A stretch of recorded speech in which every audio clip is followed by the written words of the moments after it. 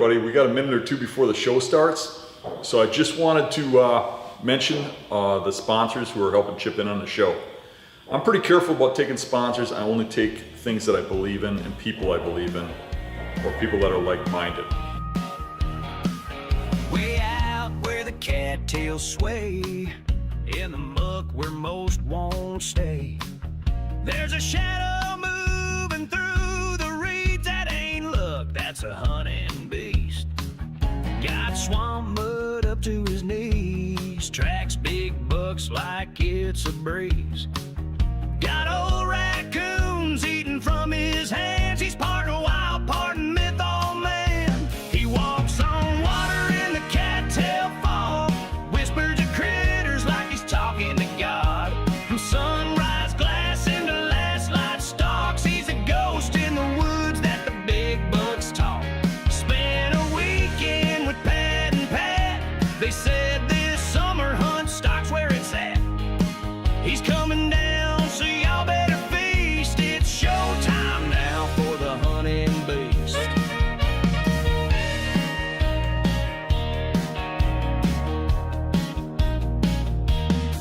A public land preacher with a swamp-stained creed. He don't need luck, just a wind and a lead. With a bow in hand and fire in his eye, he'll track that buck till the day he dies. He's seen things deep in the brush and fog, where boots get swallowed by the bog. And if you doubt what legends mean, he's the reason deer don't sleep in them cedars green. He walks on water in the cattail fog, whispers to critters like he's talking to God. From sunrise glass into last light stalks, he's a ghost in the woods that the big bucks talk. Spend a weekend with Pat and Pat. They said this summer hunt stock's where it's at. He's coming down, so y'all better feast. It's showtime now for the hunting beast. He don't need no tree stand high. He'll crawl through briars low and slide. He reads the wind, he knows the signs, and he'll be dragging horns come closing time. He walks on water in the cattail fog, swamp-born bloodhound, a white-tailed dog. From backwoods bucks to legends and crease, there's no one hunts like the hunting beast. Yeah, hunt stock's calling, y'all bring your best, but Dan's already scooted the rest. So raise a beer and beat your chest. This song's for the king of the buck hunt quest.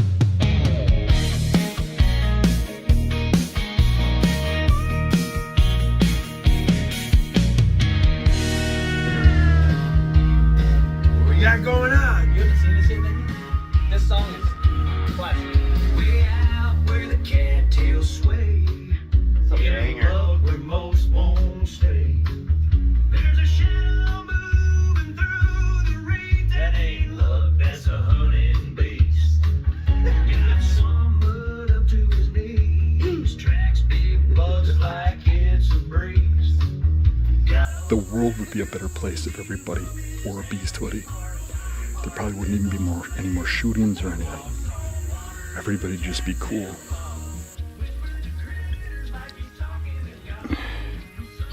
It's a little over my boots.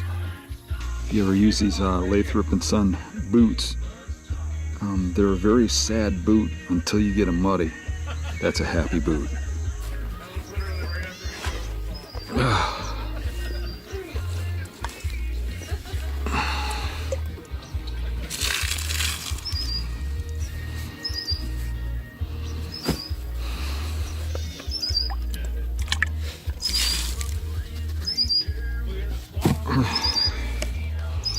Should've heated that up and put it in a coffee cup. That's why they call him. That's why they call him. That's why they call him the Beast.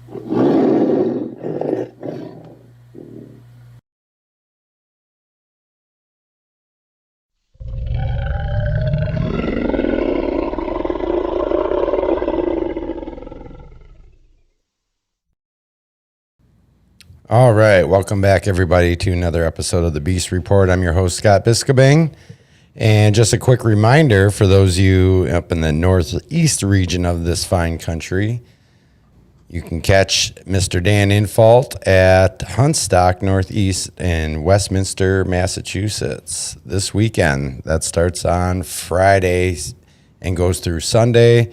If you haven't gotten tickets yet, make sure you head over to huntstockevents.com.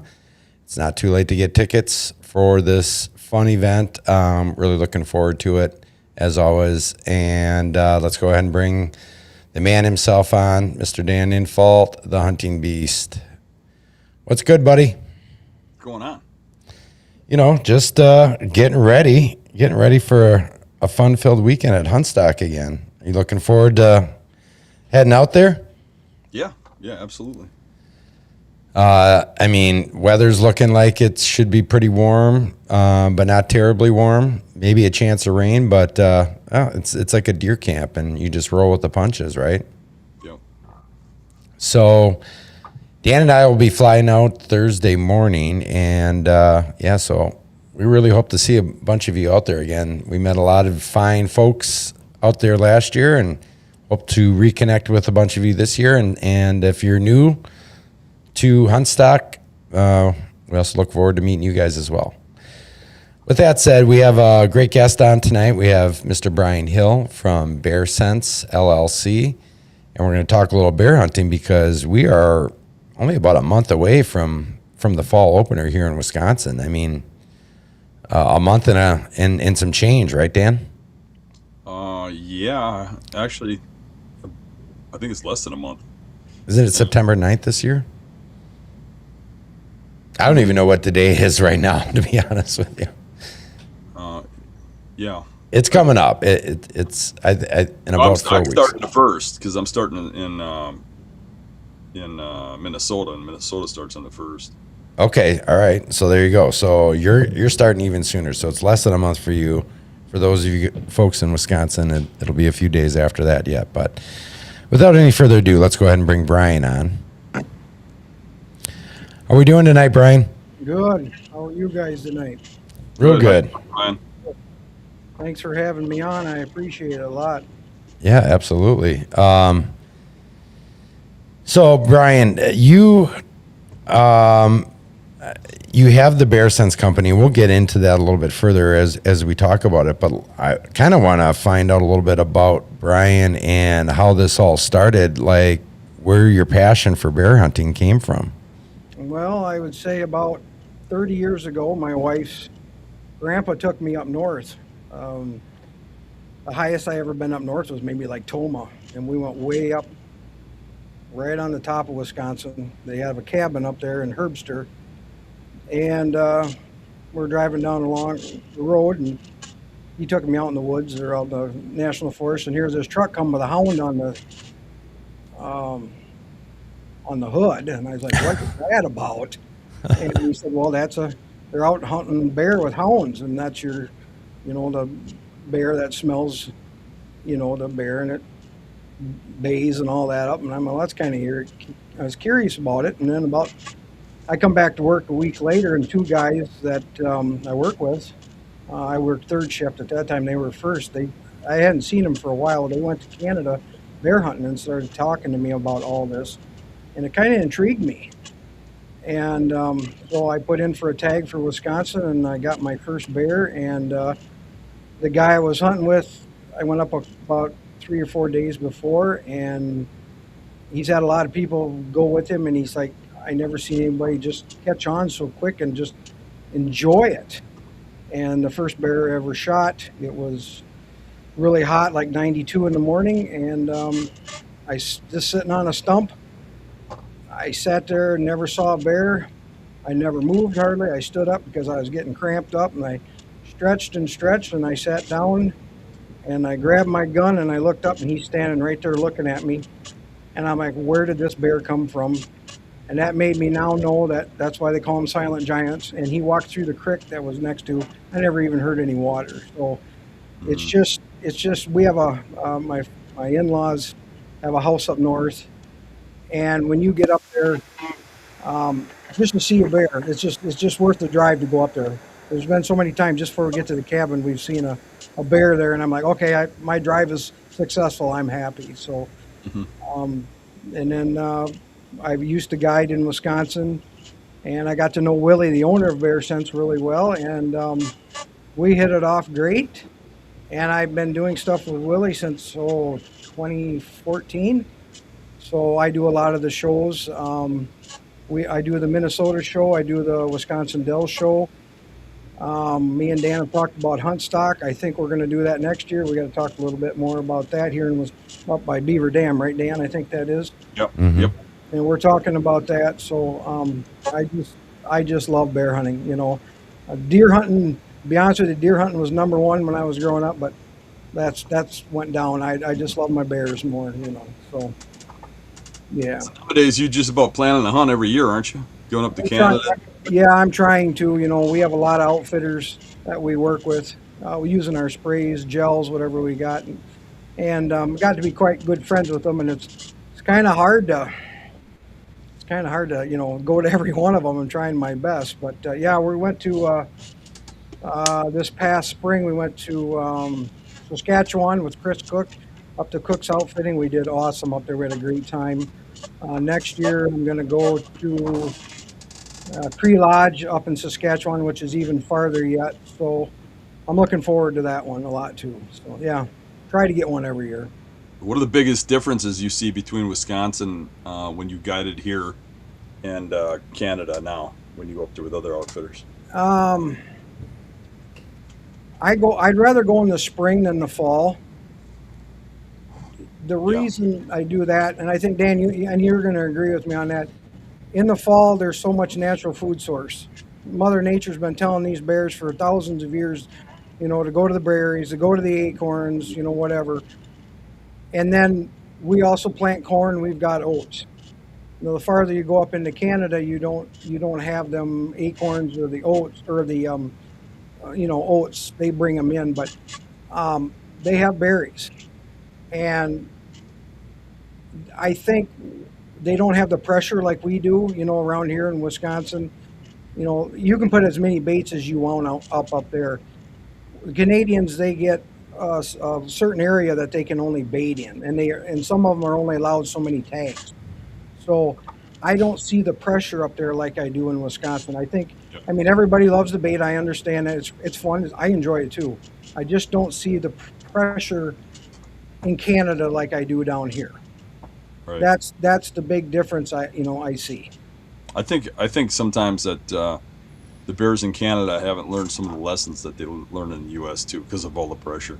By the time they get to be a mature bear, they're a lot more paranoid, a lot more educated in the States than what I think they are in Canada.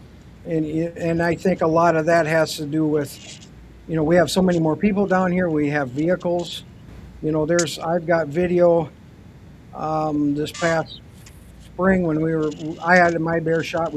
I just rode along. We were taking my buddies in there, and I got video of we took my buddy Andy in, put him on bait, got him in the tree stand. We're baiting.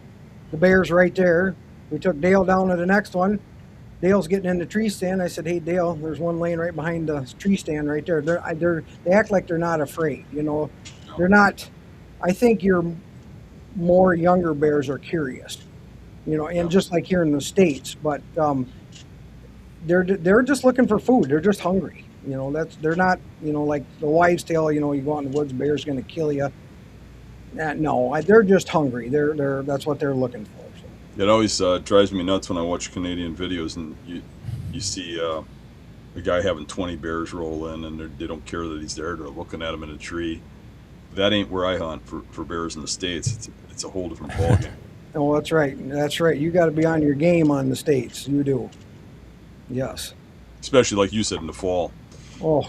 I do think that we'd have a whole different hunt if the States would get it together and have a spring season. Yeah, I would like to see that in Wisconsin. From what I've talked to, I've talked to the DNR and all. I just don't think it'll ever happen in Wisconsin. It would be nice, but I just don't think it'll ever be. So I heard from somebody that I think it was actually a game warden told me that there'll never be a spring season in Wisconsin because of a treaty with the Indians. Yep, that's what I was told too. They said that we cannot have any seasons before September 1st.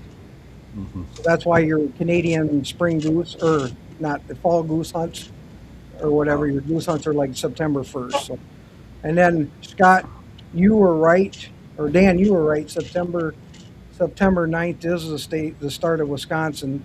So it's always I was right. yep, it's always the first Wednesday after Memorial Day. Yeah. So that's how that is. And I think bait sitters go first this year, if I'm right. So. Yeah, Wisconsin usually waits till right at about the point where bears start going nocturnal. Yep. Or acorns fall, or the berries are out. So. Well, I mean, acorns have a way of falling on the first day of the season every year when people go out to their baits and they mess around with stuff, and their baits go cold. True. And you hear that the acorns fell or the berries came overnight. That's not an excuse or anything, is it?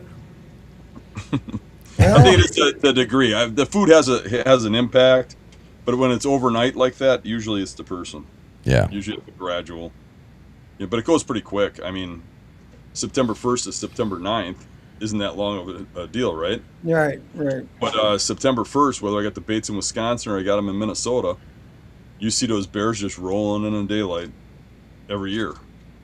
But you don't see that on the 9th or 10th or 12th, and you got to work for them usually. What is it about the acorns? I mean, obviously it's the same thing with whitetails, but what is so palatable about an acorn to a bear that it would choose that over a bait site with God knows what? Well, they're full of protein, and they've been doing this for thousands of years. They will leave man-made baits, and as soon as them acorns come down, look out. They're going to go to them acorns. And I know last year when I hunted in Minnesota with my good buddy Jesse Koskanimi, we struggled there for a while. Where Jesse's at, and he has the #1 bear in Minnesota too. He's a great buddy, great guy. We had corn, we had acorns, and I was there, I think 8-9 days before I got a bear. But after that I left, and I knew this was going to happen. The acorns got ate up. Well, they started coming back. They'd like to do that a lot at the end of the season. So what a lot of people do is they kind of get frustrated with that, and I'll say, how's the bear hunting going? And the next thing, I'm just hunting deer now. I gave up on the bear. Well, there's a lot of great bear hunting at the end of them 2 weeks. There always has been. So a lot of big bears have been killed at that time. So it's more. Go ahead, Dan. Going into the nut question that you brought up. Yeah. I think you got to remember that bears aren't people. Right. Everybody's got this idea that a bear's like a little kid. They want lollipops and donuts and all that stuff, and they eat that stuff for sure. But they're an animal. I mean, it's like thinking a deer would prefer donuts over acorns. It's just a preferred food. It's what God made. It's the natural thing. That's why those acorn trees are made to have such a huge harvest of acorns, because it feeds the entire forest. Everything eats them. Sure, that's true. So it's more of just a genetic.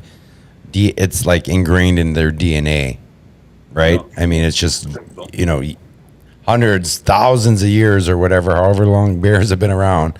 It's just kind of ingrained into them. I think for humans, we have to thank Yogi Bear for our misconceptions on what bears want to eat. I mean, I grew up thinking that all they wanted to do was look for a picnic basket. Yeah. Not only that, but if you think about it, a bear knows a bait pile's a trap. So Sure. if there's something out there that's equal or close to it, they're going to eat that over walking into a trap. Mm-hmm. The reason they walk in, they're really smart animals. The reason they come in is because they want to eat the food so bad.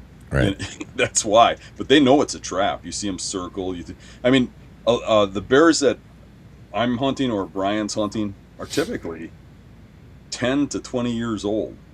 And if you're hunting in any kind of pressure, the only way a bear is getting that old is by knowing what a bait pile is. Yeah, being smart. Yeah. So yeah, I think a lot of it is they prefer not to die. Don't you think so, Brian? Oh yeah, and you know they got the best nose on the planet. I've had so many people say, "Well, a bloodhound's got a better nose." Nothing's better than a bear. You know, nothing's. Is that right? Yeah, nothing's better than a bear. You know. It overrides a whitetails because they say a whitetail's even got a better nose than a bloodhound. Bear's better than a whitetail. Yeah. Wow. Yeah, That's a fact. bear's number one on the planet. You can't I watched a documentary where they followed a bunch of bears with collars and stuff Yeah. coming out of their dens, and I think it was northern Minnesota and up by the Boundary Waters and stuff. They had collars on them, and when they came out of their dens, they went wandering for food because they're really hungry when they come out of their dens. And there's Sure. still a little snow and it's pretty frozen and there ain't much around. Usually what they find is a little bit of the starting grasses, and they'll find winter kill.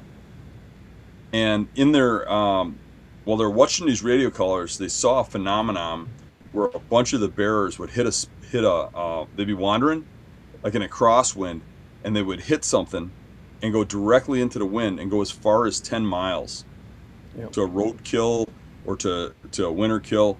They would Wow. smell a kill, a dead animal, from 10 miles away and go straight to it in the wind and feed on it. That's incredible. Yeah, their noses are incredible. Wow. Unreal.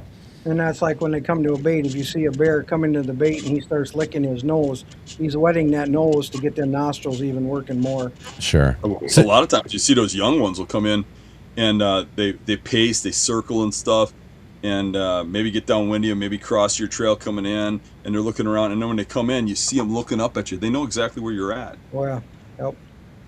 They're They very just smart. can't resist it sometimes, huh? No, no. Real quick, a question came up here for you, Brian. This is from Brothers of the Woods. He Sure. asks, are you hunting bears? Are you now hunting bears in Canada with a gun hunting bear? And how are the regulations crossing over to Canada with a bow or a gun? Okay. He's saying nug, if you're seeing that, because Yeah. we joke about that for the YouTube purposes, but that's what he's asking. They do. Well, right. Do not put your analytics out there if you use the opposite of nug. Right. Exactly. So you can take a firearm across into Canada. You're allowed up to 3. It's $25. You have to pay to take that into Canada.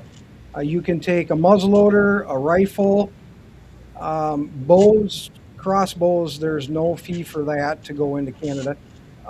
They'll give you paperwork. You've got to fill it out. It's pretty simple. You'll have the serial number, whatever else is on that. No suppressors are not allowed in Canada, and no handguns. Don't even have it in the truck. Or even a handgun bullet. No, this year I've never been in trouble in my life, but the thing is that they asked us a lot of questions this year, especially about handguns. And the reason they did that, and I found that out, is because 88 or 90% of all handguns smuggled into Canada come from the United States. So they asked us a lot, how many handguns we own, how many bullets we own. When we took my truck up, they wanted to ask, last time I had a pistol in the truck, stuff like that. So getting it across isn't too bad. So it's real easy. You fill out the paperwork, $25. You wait about 3 or 4 minutes. A little longer than that. You can get the paperwork online and have it all filled out. They'll look at it, and if you forget something, they'll point you got to fill that out or that. No check, no gas or cash. It's credit card. So that's the way that works. So it's pretty easy. Okay. Yeah. I thought I had another one here. Dan, how many guys you got going up to Minnesota with you this year? 2. So it'll be a party of 3. Usually it's 4. Steve Pagel has dropped out this year. A tornado hit his cabin, and he said he can't take the time away from getting it repaired. He needs it repaired by fall so that he can stay there with his wife. So it's going to be just me, Ricky, and John Kitcha, which means we got to reduce it to 9 baits, which is good because I use 8 buckets of bait, 8 5-gallon buckets of bait per bait per baiting, which is 9 baits. So is that 72 buckets of bait each trip up their baiting? And we bait. Baiting starts on the 15th or the 14th, something like that. We'll go up there that weekend, and it's a 7.5-hour ride, so we'll spend the weekend up there. Mm-hmm. Get everything baited. You got to license your bait spots. We'll get them licensed. We'll get a camera on each bait, and one guy will do the cameras. One guy will do, and he'll do the signs, because we got to have a sign there and registering them. And I'll do all the bait because when you touch bait, you do not want to touch any of this stuff. So we'll get everything established, and then we'll come back. We'll go up and bait one more time. We'll come back. We'll go up again and bait, and then we'll stay and hunt. Okay. And Dan's only allowed to have 3 baits per licensed. Right, so 9. So we're backing off from 12 to 9. Which is okay, because we've always had like 3 duds, you know what I mean? Yep. So it'll put us on our best stuff. Like Wisconsin, you can have as many bait as you want, and Minnesota regulates it to 3. Plus, like Dan said, he's got to register them, and then he's got to have a sign up above each bait, who he is, and all that good stuff. So sure. All right, Brian, we got another question here for you. Sure. Dan scouts and hunts whitetail bedding areas and focuses heavily on bedding. Is that a tactic for hunting bears, finding bedding areas and baiting nearby, or just toss bait by swamps and wait? I kind of like to get to water. I want to be next to water as best that I can. Bears drink a lot of water every day. They got to cool down. The one thing that I like to do where I'm at, when you go down the road or the backwoods, with your 4-wheeler, just walking, whatever, bear and deer use the same trails, to be honest with you. But if you see a trail that looks a lot wider than a deer trail, you're on a bear. So I like to get down into the swampy area. The bears are down in there. I like to get in like when you get into a piece of wood, and Dan knows what I mean. It's 8 o'clock. Let's say 8 o'clock is when the day ends. But at 7 o'clock, he's really dark in there. Yeah. And it's kind of like spooky. That's what they like. They like that. I like to keep it as concealed as I possibly can, where I possibly can do it, Like sure. or some places I can't do that because of, I can hunt this side of the property, but I can't hunt the other side of the property. The bears come out of there, or they come across the road or something like that. But you will find big beds laying in the swamp. Another place I like to look in our area, cornfields. Yeah. So our neighbors planted a cornfield right next to our house up north, and my buddy baits up there and for us. And he didn't say a word to me about this. We pulled up to the cabin that year or last year, and I'm like, "Didn't you notice that cornfield?" And he's like, "What?" And I said, "Come with me. Them bears, they just destroy cornfields." Yeah. And on the side of the cornfield was just like a CRP area, and there was a place and he was big. We had pictures of him.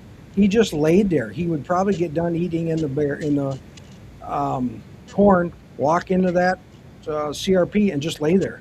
And that thing was probably about I think it was like a good 10-yard circle around. He just lay in there. Yeah. So that's what I kind of look for. And then other things when you're going down the road, I'm very good at this. I saw a bear there one time driving down the road. Oh, I saw one there.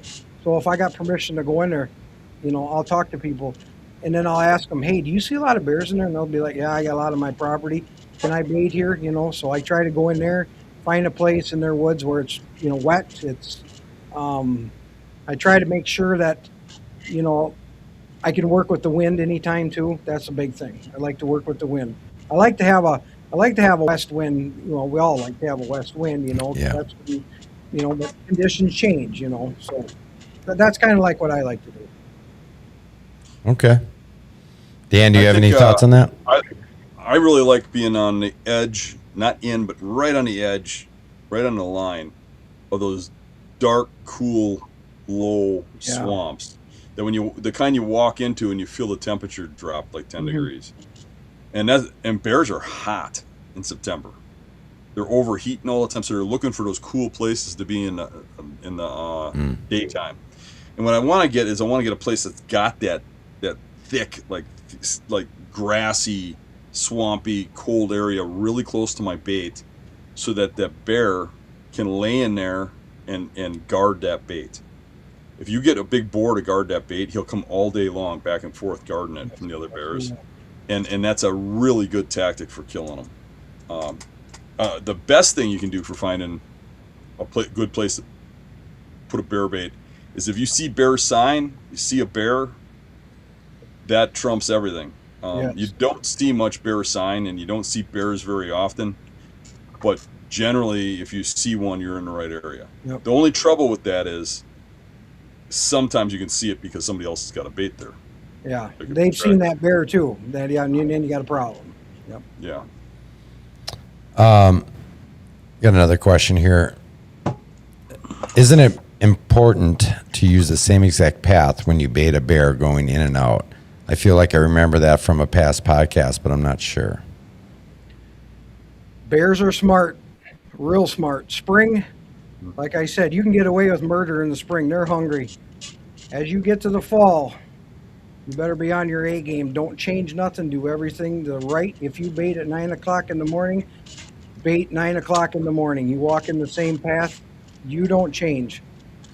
You don't change. They know what's going on. I'll give you. Somebody said to me, why would you say that? I'm looking at the nose again. You've been baiting at 9:30 every morning for 2 weeks before season. You got bears coming in, boom, boom, boom. One day you're like, uh-oh, I can't bait at that time. I walk in at 3:30 in the afternoon and bait. The bears say they come in at 6 o'clock. They walk in, they can smell your scent yet, and they're like, why is his scent so much more potent than it was at 9:30? They'll walk out. Something's different. The bears know when you're on bait. They know you're there. Quite often with like an outfitter who is say an average outfitter, you know, bad to average. Mm-hmm. I'll see a lot of guys will come into camp and he'll take them to the baits and show them the baits, walk them around the baits, maybe tell them they can put up their own camera if they want and stuff like that. And that will make those bears go cold. That's when that outfitter will tell you the next day that the acorns just dropped. But the best thing you can do is if you're in that scenario, just tell the person you'd rather not approach that bait and trust that he's baiting it, and just go to the stand only and hunt. Don't ever walk over by the bait. That would be your best option. You can walk over to the bait after you shot the bear and he's laying there. You know what I'm saying? Correct. Sure. I've done that. I've done that with the last 2 bears I've shot. So yeah. I can tell you most of the bears that are giant bears that I spook, like you walk in and you catch them while you're baiting, like maybe you do bait in an off time or something and you catch a bear and you spook them. Mm-hmm. I generally don't see that bear at that bait again. Yep. That's right. Okay. Speaking of bears that you've killed here, I want to talk about this guy here for a second. This is your most recent bear, isn't it? Yeah, I got him in Good Soil, Saskatchewan, about 3 or 4 days before Memorial Day. So Okay. yeah, he was a big boy. I drove 23 hours as Good Soil, Saskatchewan, and sat 3 hours and shot a bear. So they had a big one on bait. This year, they had so much snow and ice up there, they figured they were 7 weeks behind this year. So my bear there, we're figuring maybe 5 days he was out of hibernation. And he would come and eat, and he'd only eat maybe a minute. and I knew right then and there his belly hurt. I sat on the ground. I was in a blind. He got a little curious. He started walking towards me. And when he got off, he was standing on the barrel, leaning on it. When he came off, I could see that his back was like that much more over the barrel. So that's him. I knew it was him. And he went to walk broadside, and I love you shooting with a muzzleloader. And he saw the blind, and instead of walking broadside, he started walking towards me, in and out of trees. And when he got past that last tree, I could really see he had that big walking like this, the big shoulders. I knew it was him. And he get closer to the blind, and he was licking his nose and know everything. And I thought, well, this is going to get fun. So he stopped about 20 yards in front of me. I put it not right on his chest, but up a little bit more because their internals are up a little higher. Okay. Pulled the trigger, and he was done. That was it, all done. So, yeah, he just missed 18 inches. Just missed it. Now, somebody can say, well, Wisconsin, Minnesota, we do have bigger bears. New Jersey, all over. You got to remember, when you're in Canada, they don't weigh bears, very seldom. They go by square foot because it takes a lot longer for a bear to get his size. They don't have the nutrition like we do down here. They're sleeping longer than we are, or than our bears around here. So his square footing was very good. So we did real good. My buddy Jesse shot a nice big bear. His was 18. My cousin Jeff shot a dandy with a big chevron on it. His was just missed 19 inches. So you said your friend Jesse, is that the picture I have here? Jesse, I think we're talking. I think he has the other black one. Is it this one? That's Jesse. So that's Jesse Koskanimi. Jesse has the state record in Minnesota. He also has quite a few other records in the state of Wisconsin, or in Minnesota. So, yeah. That's a pretty bear, too. Yeah, he was a dandy. I took two guys went with me, and they both were gun dealers. Jesse has a big farm, but he also is a gun dealer. And I took my buddy Andy from town here, Richland Center is where I live. He's a gun dealer, so both of them had to take 45-70s, both with both exact guns and both exact bullets. They had that. It was something. I couldn't believe it. Took two gun dealers and they used the same bullets, same guns, same everything. It was kind of neat. And then the other guy, he shot that color phase, that beautiful color phase that I sent you, Scott. Yeah, that's this one here, right? That's Andy. Yep. So, yeah. And so those are all this spring here up in Saskatchewan. Yep, those are all this spring here. Yes. Very nice. Yep. I'm going to pull up this one here too because I want to hear a little story on this.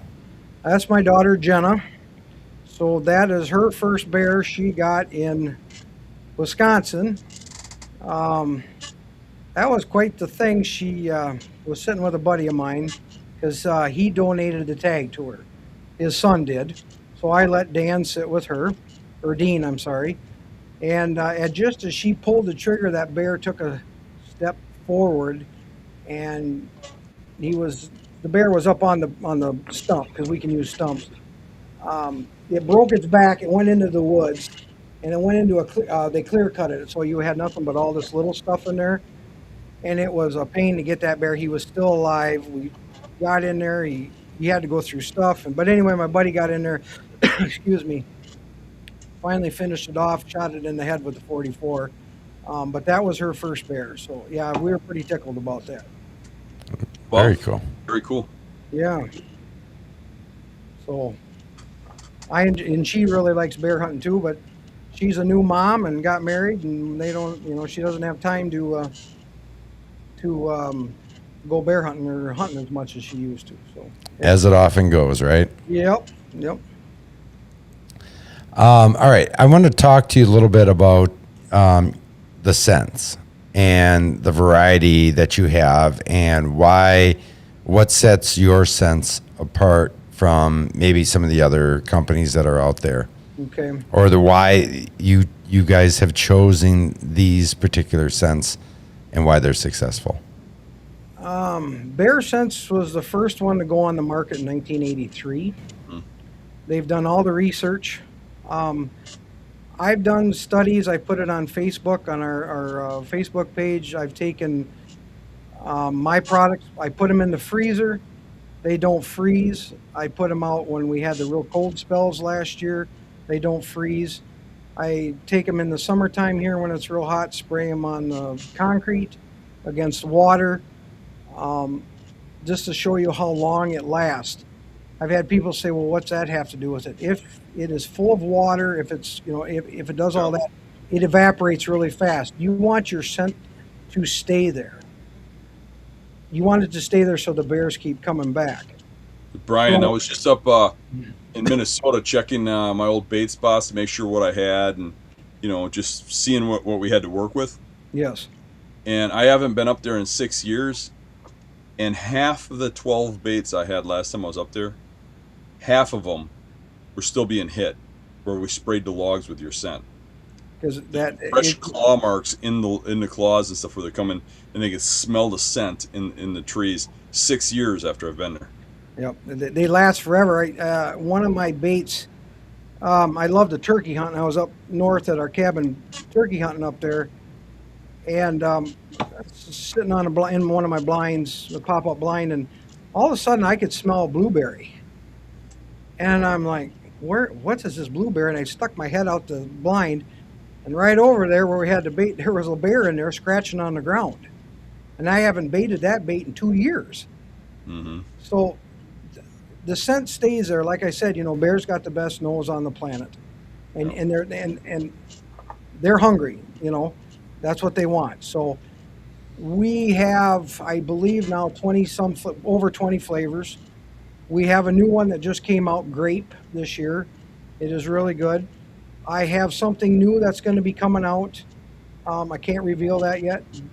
Dan, you're going to get to take it with you when you go up. We have gels. We don't have, people have smears. We have gels. It looks just like syrup. So I like the gels a lot too. You take them with a paintbrush and go up and down the tree with them. It gets inside the bark. The other thing that I like about the gels is just like a deer with a rubbing post. They get the rubbing post. I like trying to find a tree, maybe about that big next to my bait or close to it. Scent that up and down. They use it as a marking post. I've got so many pictures of bears just up and down scratching on it. I like that so much. The other thing we have balls. We scent balls, scent blocks that you can hang into the trees. I wouldn't do them in Wisconsin. The reason why is they say they're not legal, and then you talk to the next ward and they are. So our balls and blocks, don't use them. I just don't use them. You can use them other places. And then we have the Caramel Extreme. So the Caramel Extreme was the first one to come out on the market. And here it is right here. It's a little 4 ounce. That's what it is right there. That 4 ounces will do 2 5-gallon jugs of fryer grease. So you just mix it in and then shake it up. And you can put it on the ground, put it around the bait. Jesse taught me something. I wasn't aware of it. He'll put it in a bucket, and then he'll take one of them super soakers like the kids use at the pools. He'll take that and shoot that 30 feet in the tree. Wow. It might be, and I do that all the time now too. So you might have no wind down here, but 30 feet in that air, in that tree, you're going to have something blowing at all times. And this, and you add this Caramel Extreme to that fryer grease, it's awesome. It works really good. So our stuff doesn't freeze and it lasts there forever. And when you're baiting bears, you want the bears to keep coming back. I mean, you can go to Walmart and get all the anise or cinnamon or whatever you want to do, get that carnation stuff and throw it in water. You're wasting your money and your time. That's what a lot of people don't really get is that that you hear a lot about.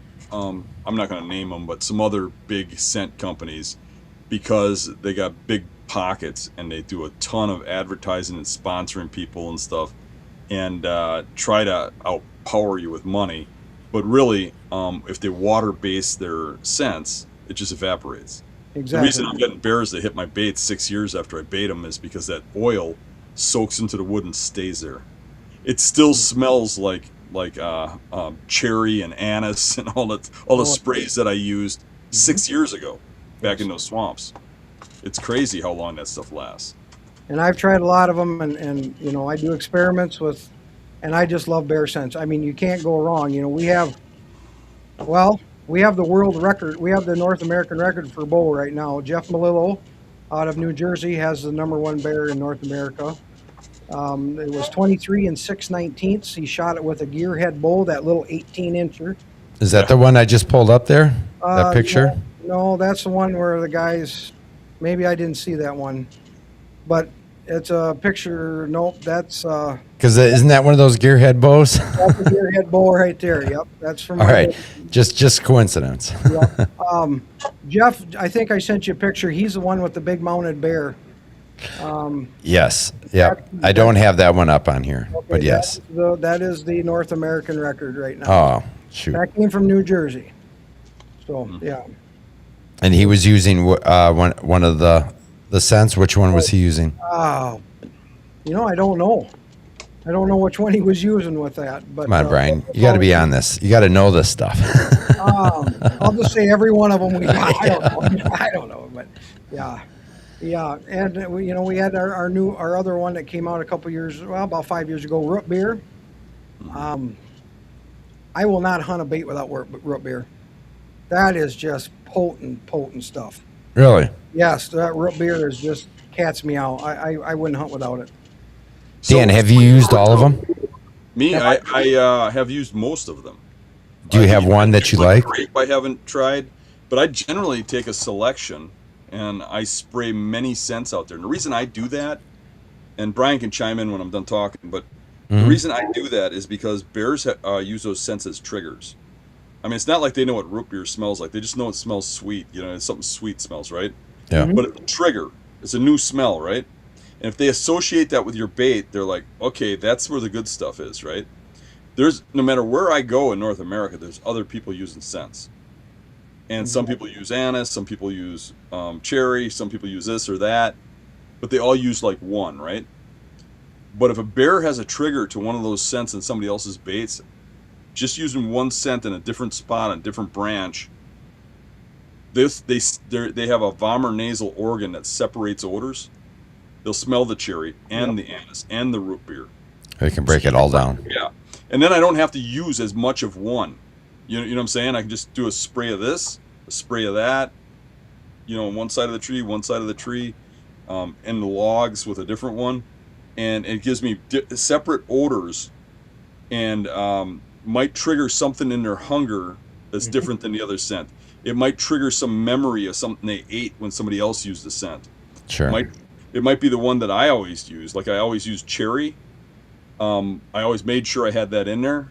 So that might be a trigger for a bear that's been to my baits before. Right. So Yeah.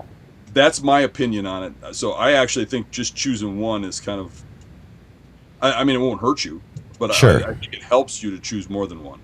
I think what you're getting at is that, to our nose, you combine all those together, and now we can't distinguish one from the other. We're getting little bits and pieces of them, but our brains don't analyze that the same way as a bear does, where he can break down each and every single one. Like, again, much like a white-tailed deer, it'd be like a deer or a bear walking into a pizza shop. He's not smelling pizza. He's smelling every single ingredient, every single part of it. And the spice, the Right. tomato, the crust, The yeast for the dough. The flour, Yeah. separating all those odors. Sure. Separate his vomer nasal organ. It's hard for us to even understand because we don't do that. No. We smell a blend. Right. Think of it as the sense as a buffet for all of us where we eat. Sure. Not every bear likes prime rib. Not every bear likes pizza. It's a buffet. So That's a crazy bear. Yeah, a lot of people ask me how many cents you putting on a bait. 5, 6, 8. Plus the Caramel Extreme with the fire grease, and they all kind of look at me like, that's expensive. I said, well, buying a bunch of bait and putting it out and having it rot when nothing comes in, that's awful expensive too. That's Good even point. more expensive. Yeah. You know, I mean, generally though, I mean, if you're gonna take a bottle of spray, and you're gonna use it till it runs out, buy another one. And, I mean, I would go through 2 or 3 bottles of spray. So why not just buy 3 bottles of different sprays? exactly. You know, instead of 3 of the same, basically. Yep. So you just buy a variety instead of a lot of one. Right. Variety is a great thing. Great thing. Because So Go why ahead. don't you tell us, if you were going to go set up some baits right now, okay. take us through how you would set up a bait, say, if you're going out right now, what would you do? We're getting close to berry season. Well, there is a lot of berries. I would try to have as in the fall trail mix, granola. Cereal works good. Popcorn is a great one. That's what I would be taking with me. I'd have a little bit of candy in there. This is the time of the year that they're getting ready, you know, to do all that. I'd have a 5-gallon jug of fryer grease with me with the caramel extreme in it, and that's another thing I forgot to say. We just have not just caramel extreme. We've got 4 other flavors too. We got anise, wild Nice. cherry, butterscotch, and then enticer. Enticer smells like, I want to say, fruity pebbles. So I'll pick one of them, make sure I've got the fryer grease with me, the bait, and 5 or 6 flavors to start out with. And I want to get that going because I want that bait to get, you know, I like to start a little later in the season, you know, before season than early, and then start getting it going right away. Get them bears in there, get them hungry, or get them, you know, liking the bait. I like to try to find something for a treat for them once they come in. Just give them a little bit, like brown sugar or powdered sugar or dried fruit. They love dried fruit. Something like that. You know what I'm saying? I've tried bird seed, corn. I mean, I've tried about everything that you're legally can in Wisconsin. I'm not a fan of corn because you have cornfields. So that's another issue we're going to have pretty soon. You know, the corn's going to get in the silky stage, and bears are going to hit corn like crazy where there is corn available. And that's what I would do. Put my camera up and just start watching, you know, their activities as Okay, best as I can. go a little into how you'd put that fryer grease, how you'd add that to your bait, and how you'd use your sprays and where you'd spray them. Okay, so the fryer grease I would pour around the. Okay, in Wisconsin I'm going to go with Wisconsin, or it doesn't matter, Minnesota, Canada. Pour that right around the bait. I wouldn't put it on it. I just, unless you had bread or something, if you're using a lot of pastries, that might be okay. But I like to put it around. That way they step in it. When they leave, they're going to take that up and down them trails. That's going to bring other bears in. They're going to smell that. Also, raccoons, squirrels, fisher, whatever, they're going to take it up and down too. Now, with the sprays, you shake them up real good.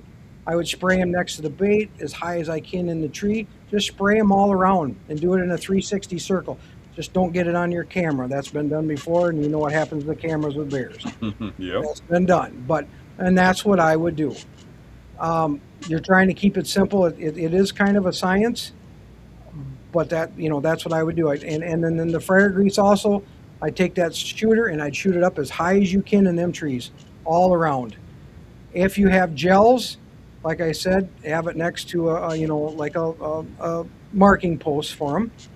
And the other thing that I'd like to do, if you are using gels, or especially gels, say you got a barrel, if you're in Canada, Minnesota, Wisconsin, if you're using a stump next to a tree, say here's your tree and here's your stump, and they tip it over. I try to put that gel on the tree. That way when it tips over, if they tip it the right way, they'll be broadside to you. I kind of like doing that on a barrel. You know, I like to tell everybody in Canada or Minnesota, put that on if you got your barrels where they don't flop around and they're, you know, on the tree, you know, put that broadside to you. so you get that broadside shot. And that's what I would do. Yeah, that makes sense. Brian, we got a quick question here. Sure. This is from Jason Nichols. He says, some say once a bear finds a bait, it will hit it regularly for a few days, and then they become nocturnal. Do you find any truth to that? I've seen that happen before, yes. I think it has to do with getting closer to the fall season more than the and Dan, I think Dan's going to agree with me. Baiting bears is just as fun as hunting them, I think.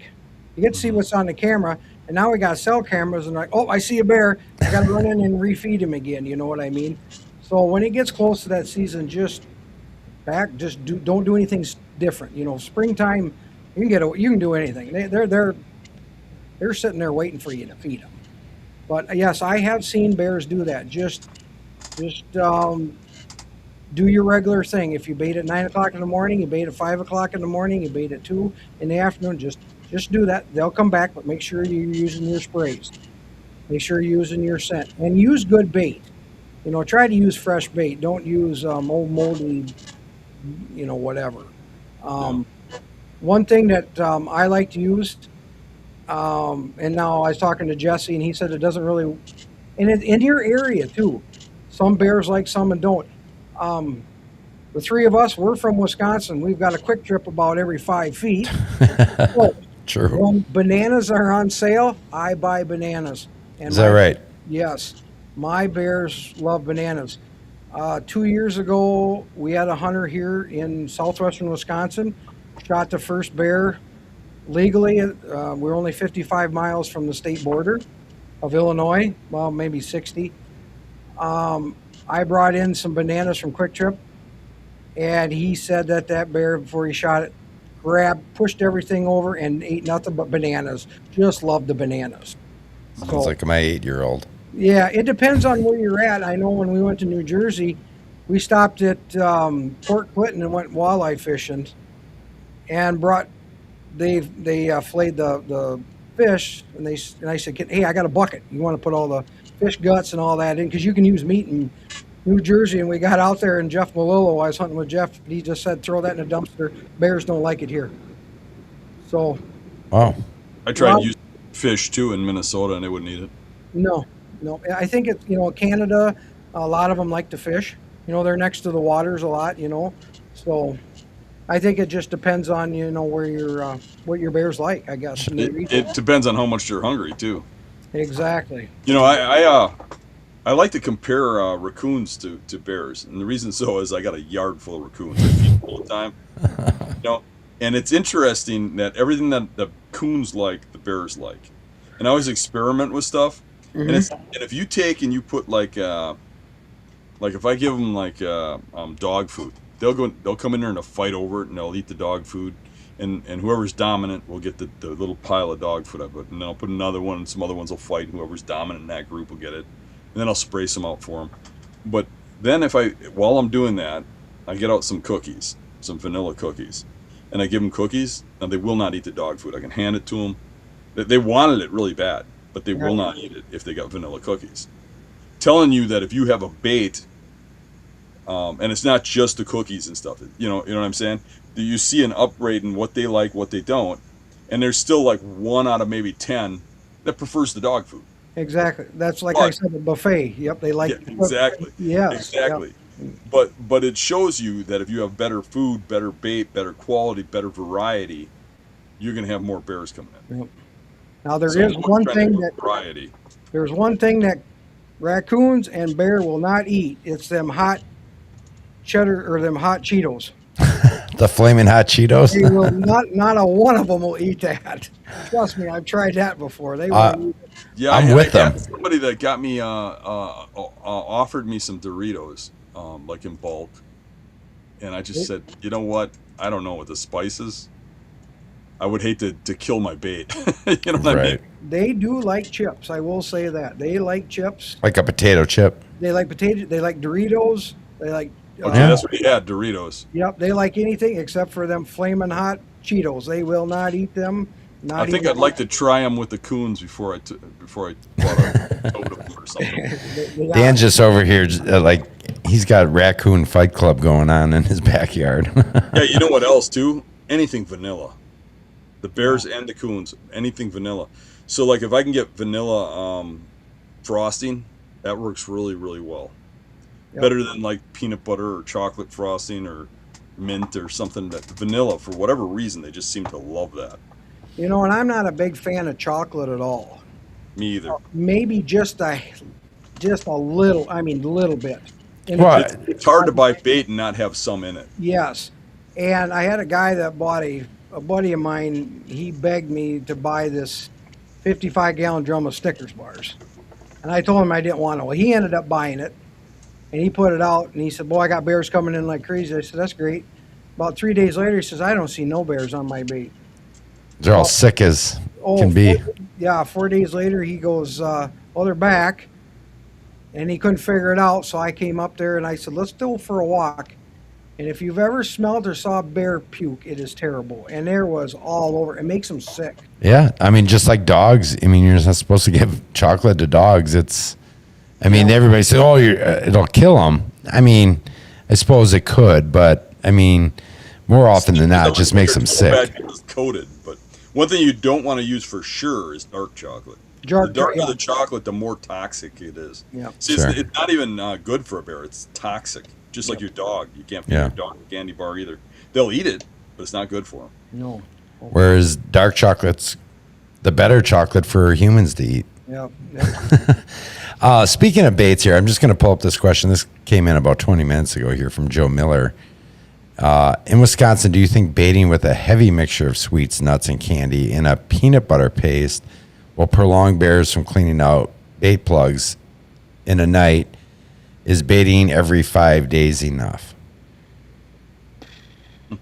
Well, I know it's kind of specific, but we're kind of on that talk, so. Specific but open-ended at the same time. yeah, True. that's a hard one. You know, I mean, Yeah. I get a lot of guys. I think we know what Joe's using. Yeah, we know what Joe, and he's got a good, he's got a good stuff there. I think, Joe, I think if you'd add get some granola, get some trail mix, popcorn works very well. Baiting every 5 days. It depends. I don't know where you live, Joe. I don't know if you're in the southern part of Wisconsin or the northern part of Wisconsin. I get a lot of people that will come up from the southern part and they'll go up and they go up and bait. They want to try to bait. And then they'll put as much bait as they can out for the weekend. They'll drive back home for the week, and that's why I always say try to get good bait, because you've got outfitters up there. Yep. And the closer they get to the season, they're baiting every day. So they Oh, got wow. coming in. That's another thing about Wisconsin baiting too. You've got a lot of outfitters up there. So they're baiting every day. They got clients coming in. So Yeah. that's one thing that I've always said, people will get a first tag they get. And they want to do it all. And I tell them, I think you'd be better off to hire a guide and go with them. You'll save and I look at, when I always do something, I look at the whole pie. I don't look at a piece of pie. So first of all, you're going to save yourself money. They're going to have everything tuned in for you. It just, when you got guides around you, they're baiting every day. That's why I quit guiding. Family goes with me, of course, but I have a buddy up north, and he baits all the time for me now. But we just still take family. That's all we do. And my buddy Phil that baits. So, yeah, that's like Dan said. That's a real hard question to answer there. You know what I'm saying, Dan? That's hard to. Yeah, I would say, as far as the 5 days things go, if that's all you can do, then that's all you can do. But if it were me, I would want to keep that bait out there. What I don't want is for bears to run out of bait.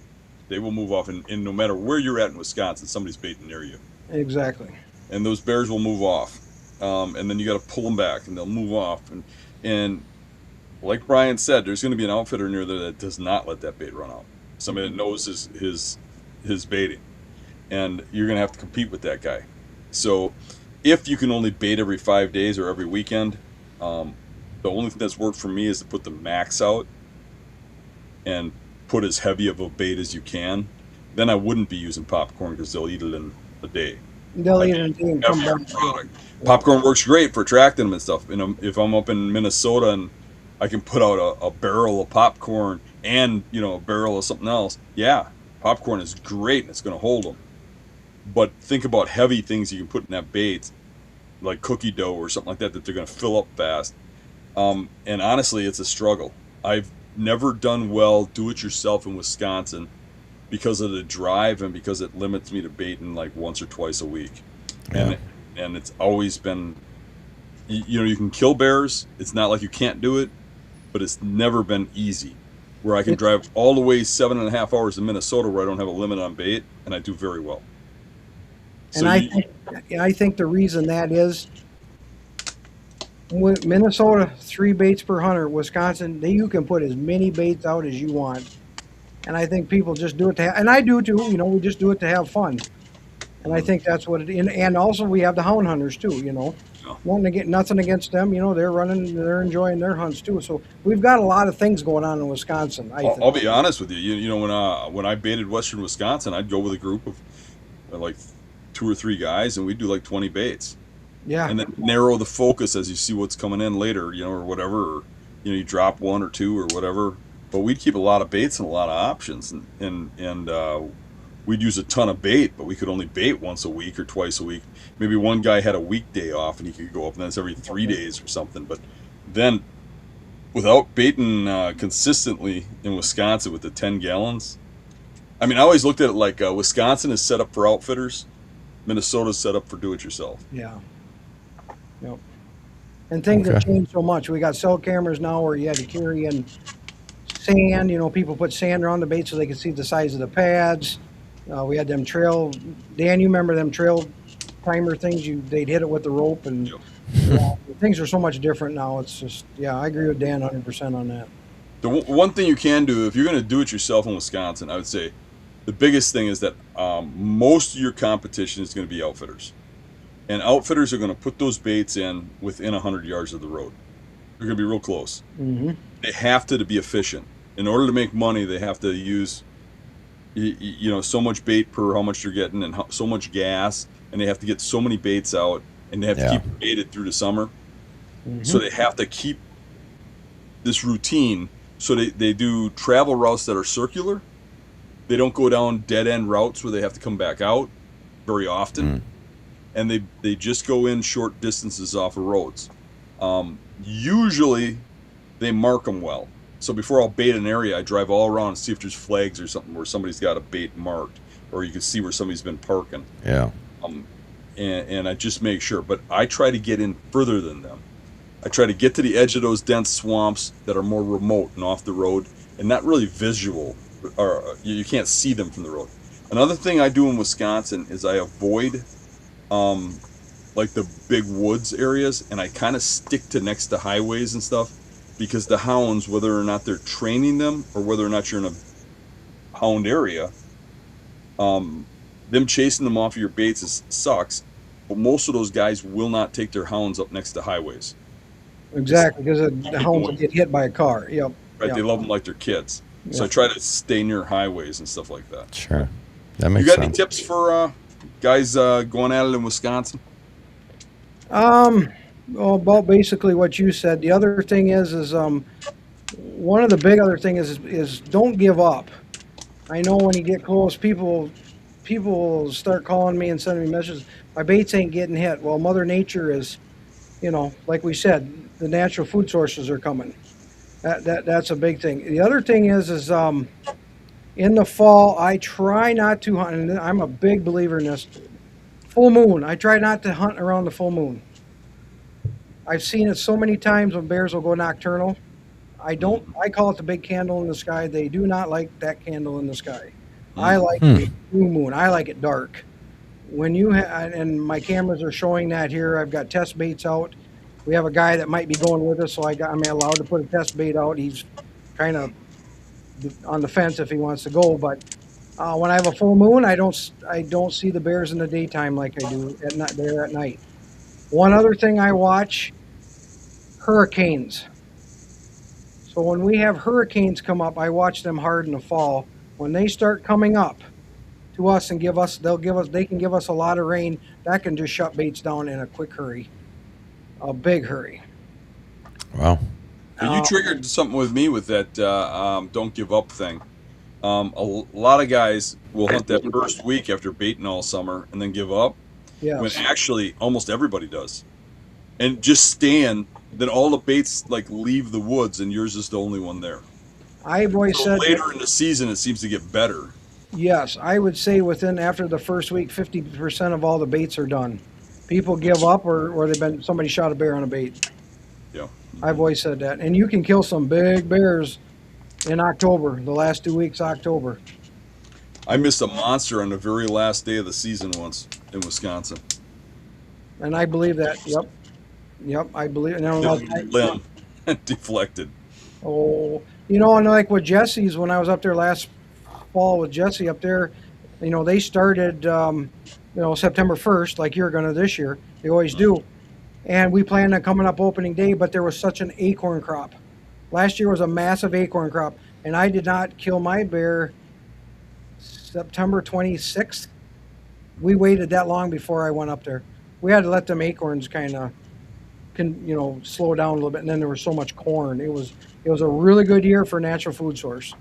Yeah, So, if you've been baiting and all of a sudden the bears go cold around opening day, and you're like, I'm not even going to hunt, it's sucking or whatever, just keep baiting like you were baiting.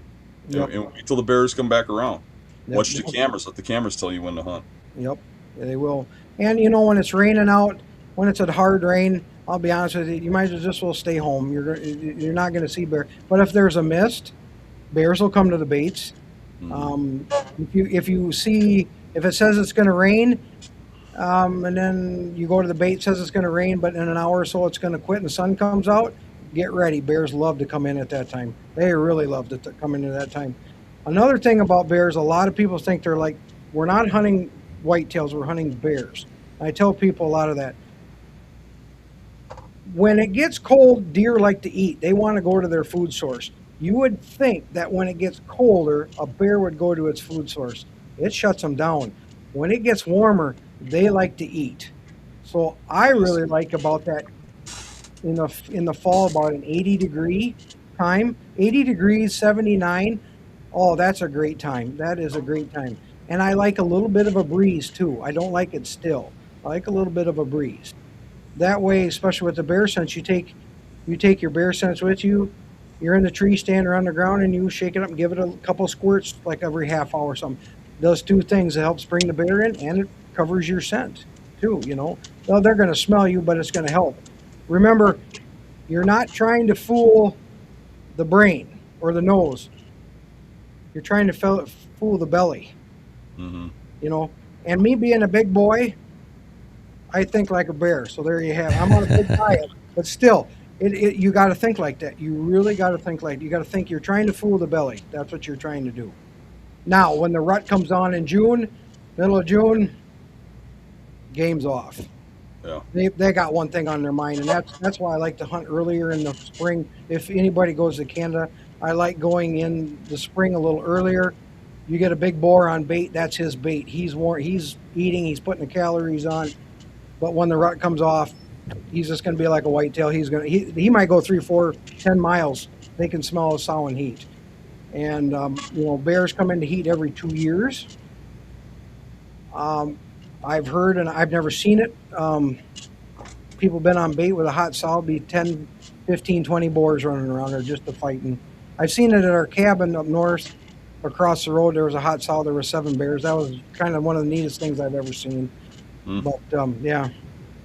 So I kind of, you said you like to put your baits out later. I kind of like having my baits out in Wisconsin during that rut period, because you sure draw in a lot of really big boars into your baits. sure. And it's obvious that if you could bait at that time frame and hunt them, oh my gosh. And a lot of places do have spring bear hunting, but in the Midwest they don't allow it anywhere. No. But the baits just get hammered by sows coming in. These giant boars follow them in constantly. Yep. And my hope is always that that boar now he knows that that bait's there because they'll travel long distances to find those sows, and then now they're in a little unfamiliar area, but they get used to it because they'll come in for about 2-3 days with that sow, and then occasionally I've had those boars come back, and I don't know if it's because they are from that area or if they travel back because of the bait, but I like to think they're traveling back because of the bait. But you see them later on, Yep. especially maybe like in that later season when everybody else stops baiting. They start going around checking spots because they can't find any. That's right. That's right. If I start a new bait, if I want to start a new bait, I like to start them in, June myself. I want to get it established. But like you said, you're going up to Minnesota. You haven't been there in 6 years, and you can see where they're already doing it. Well, that's kind of why I do that too. On established baits, I wait a little bit. So, yeah. All right, we got another question here that just came in from Clint. What would you like to see change for Wisconsin rules, point system, or zones, etc.? Also, what do you like to different with bait versus dog years, and do you wait for preference on a draw? My zone, there's 7 zone now, Dan? I think there's 7, 6 or 7. Greasing them, yeah. I'm in zone A. I'm on 10 points right now, and every year I put in for a kill tag, I haven't got one. And then if you go in zone B, I'm hearing people up to 14, 15 before they get pulled. So I think when I started this about 30 some years ago, there was only about 25,000 people applying for a bear tag. Now we're over 250,000 applying for a bear tag. So it's taking more and more to get a bear tag. What I'd like to see change is, they say there's about 26,000 bears in Wisconsin. I think you could more than double that from what I've seen bears coming in on my baits. I would like to see that change, and then I think we could have a few more people taking some bears out. I think that would help all around because, bears can smell fawns, and that would eliminate some fawns getting killed up north for the deer hunters. I think that would help too. The point system, it's just like out west, elk, whatever. That's okay. Dogs versus the bait, it changes every year. So this year, baiters go first this year, and then a week later the hounds get to start. And then a week before season ends, the baiters stop, and then the hounds get to go an extra week. Now next year, hound hunters get to go first, and then it's just a trade-off. I mean, that's fine. I like that, But that's about all. The only other thing I would like to see, and this will never happen, but I would just like to have a limit of how many baits you could put out. That would be, just a little bit of that, And I mean, I know one guy the other day. I said, "How many baits you got going?" He said, 88. Wow. I go, "How many guys you got hunting this year?" He said, 4. So I thought 88 was a little extreme for 400. Yeah. That's the only thing that I can see right now. The 10-gallon rule. Yeah, I wish we could have a little more than 10 gallons, but we got to pick and choose our battles on that too. So.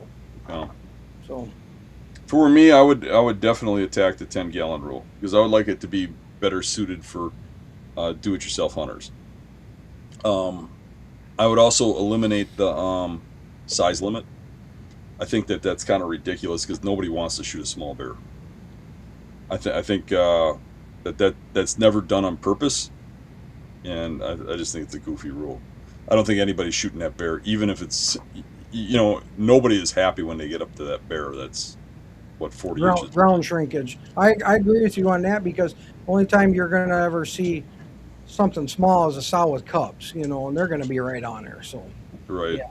I've seen 2 undersized bears get shot in camps that I've been in, and in both camps, we were able to talk the person who shot them into calling the DNR and turning themselves in. Yeah. And in both cases, the DNR confiscated it, didn't write a ticket because they were honest, but confiscated the bear and said your tag's burned. But I thought that it just, you could see how upset those people were that they shot something like that. And both cases were beginner hunters. And I just thought, yeah, it just left a bad taste in my mouth. It's bad enough you shot a small bear. You should, they should just let it be. Yeah. Most places do not have a size limit like that. No. It's usually what it is that's the bear right after it's kicked out, and it's usually the sow, because the boar will be long enough, and the sow will be like a half inch short or an inch short. Have you seen a little of that? I've seen that too. Yeah, yeah. Right now I've got I've got a sow. And I told anybody, I mean, I don't care if you shoot a sow, but it has to be dry. If somebody goes with me, if she's a dry sow, you're going to have that. We've had it in Canada. I don't care what bear is shot, but this bear I don't want shot. Her face is completely white, and her cubs that she has have white faces too. That's that's the only thing I have I don't want nobody doing. We call her old white face, and I think she's on her 4th set of cubs with me now, and she's really neat to look at. So. Yeah, but yeah, I agree with what you said on that. I've seen the little guys, they just get kicked out for the hunt. Mama's, she's getting ready for her next batch, and that's exactly what happens. And it is hard. A lot of people see a bear, oh, look at the bear I got on camera. He's, 400 pounds, and I'll look at it and be like, he might be 150. It's very hard to judge a bear. To get really good at it, I always say when you got ears looking like a donkey, you got a little bear, but when they go this way and they're little with that crease going down their head, you've got yourself a dandy right there. Yeah, if it looks like a black dude's mooning you. Exactly. That bear. Exactly. Yep. All right. Before we let you go, where can people find your scents? You can go to bearsense.com. We've got everything on there. We've got the gels, we got the sprays, the balls. The balls are, they come in, they're about this big. You hang them in the tree, get them as high as you can, and if you are able to use the balls, here's a tree, your bait underneath it or right one of the trees, but you want to get as high as you can and put a rope across there and hang that up there. As high as you can get it, because they'll get up there and get it.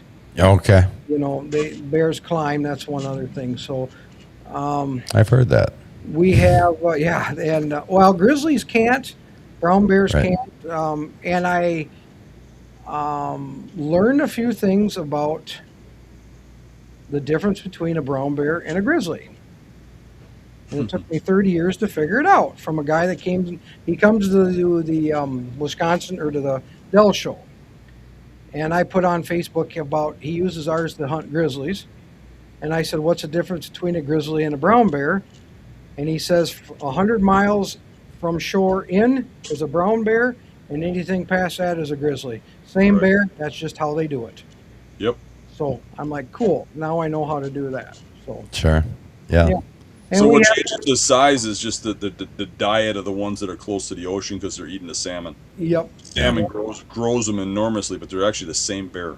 Same bear. Yep. This region and location. I agree with it. Yep. It'll make the difference between a mature one being 8 or 9 foot to 10 or 11 foot. Yes. So we got it on Bear Sense. We've got dealers throughout the United States. If you got any question or anything, just like us on Facebook. We have a Facebook page. I'm on Messenger. I do probably 95% of all the stuff on Facebook and Messenger. Reach out to me. I'll help you out, whatever you need, questions. I like to help people get bears, That's my main thing, it's just. Yeah, I mean, you've been helping me for years, and I appreciate it. Oh, and I like talking to you. We got the same vision on the bear hunts, all the time. We always do. It's about that nose. It's that nose, and bears are strong, but their first defense and their main defense is their nose, So anybody goes to Canada, just I forgot to say about this. I've got video of bears walking up to people and walking right by them. They know you're there, but they're hungry.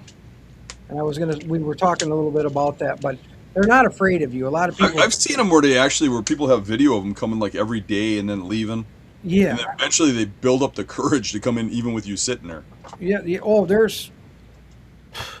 yeah, I mean, there's been times I come in the bait and there's bears already there. They kind of walk away, or they just, do your thing. They don't care, Yeah, it's But, so different than the States. Oh, they don't see people. They don't see people. They don't see cars. When I talk to outfitters and they're like, "Well, how is your baits?" 98% of everything's by boat. We got to go there by boat. Oh, I'm excited right now. They don't see people. They don't see people. They don't see cars. They don't see nothing. It's like, this is going to be great. You're on. What's that? I was gonna say, before you get off, I wanted to ask you one question about. We got a lot of viewers that are like from areas where they cannot use bait, but they can use scent. Okay. If they were going to use scent and attract the bear in to hunt that evening, what would you recommend? Just any spray that you use, or I would say a spray. I'm trying to think of one that I would. If you, they can't use bait though. You said right. correct? But they can sit on tree stand or something. I would use a Spray. What's that? They can spray liquid spray, but scent, but they can't use a bait. I would use two, one sweet and one sour, like I kind of call it. A good one would be a bacon and a wild cherry, or a bacon and a root beer, or a hickory smoke. We don't have liquid smoke. We have hickory smoke. It's a really good, and you've smelled it. It's a completely different smoke. It's awesome. Or just the caramel extreme in the fryer grease. Now, you can use that. You could just pour a few drops in front of you where you're going to hunt. Don't put the whole thing out there. You'll burn their nose. They'll never come back. It's that powerful. You can do that too. You have to mix that with oil, right? You don't have to. You can just pour. You can use it in the fryer grease, like I said before, or you can just pour a few little drops next to the bait. You can do that too, but don't put a lot out. It'll burn their nose. I had a guy buy some from me. I told him how it was. He called me up, and he said, "This stuff doesn't work." And I go, "What?" He said, "I don't have any bears on the bait no more." And I said, "What'd you do?" He said, "Well, I poured the whole thing around the bait." I said, "You just burnt their nose. Their nose is so sensitive. You can't do that." So I have my buddy Oren Carlson from Pelican River Outfitters in Canada. I shot my biggest bear with him in Manitoba.